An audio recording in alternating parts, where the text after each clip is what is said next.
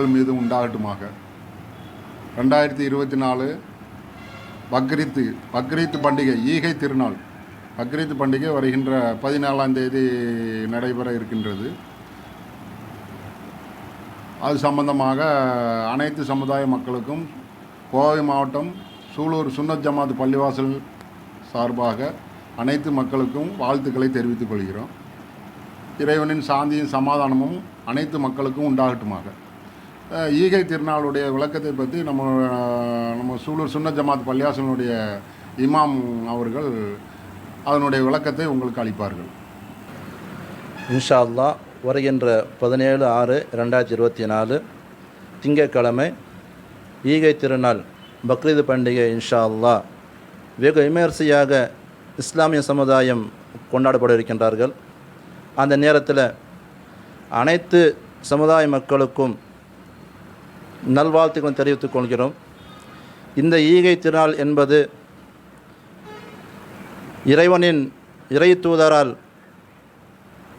இறைவனுடைய ஆணைக்கிணங்க நடத்தப்பட்ட ஒரு செயல்.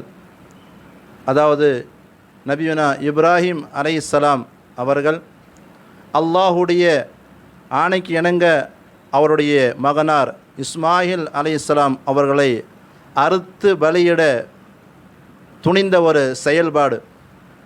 அந்த அவர் செய்த அந்த தியாகத்தை இவ்வுலகம் உள்ளவரை உலகில் வாழுகின்ற முஸ்லிமான அனைத்து மக்களும் இது செயல்படுத்தப்பட வேண்டும் என்கின்ற ஒரு நோக்கத்தில் இறைவன் இந்த சமுதாயத்திற்கு கடமையாக்கிய ஒரு செயல்பாடு தான் இந்த குர்பான் பக்ரீத் தியாக திருநாள் என்பது. இந்த தியாகம் என்பது உயிராலும் பொருளாலும் எல்லாவற்றையுமே மனிதனுடைய தேவையால் போக எல்லாவற்றுமே அல்லாஹுக்காக வேண்டி அவன் அர்ப்பணிக்க துணிய வேண்டும் என்கின்ற ஒரு செய்தி மட்டும்தான்.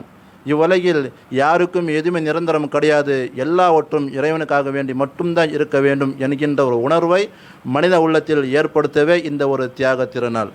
எனவே இவ்வுலகில் அனைவருமே எல்லாவற்றையுமே எல்லோருமே சமமாக கருதி எல்லோருமே ஒற்றுமையாக சந்தோஷமாக வாழ்கின்ற ஒரு நல்லதொரு வாய்ப்பினை அல்லாஹ் சுப்ஹானஹு வ தஆலா இந்த உலகிலும் குறிப்பாக நமது இந்தியா திருநாட்டில் அனைத்து சமுதாய மக்களும் ஒற்றுமையாக வாழ்வதற்கு வழிவகுப்பானாக என கூறி நிறைவு செய்கின்றேன். அஸ்ஸலாமு அலைக்கும் வரஹ்மத்துல்லாஹி வபரகாத்துஹு.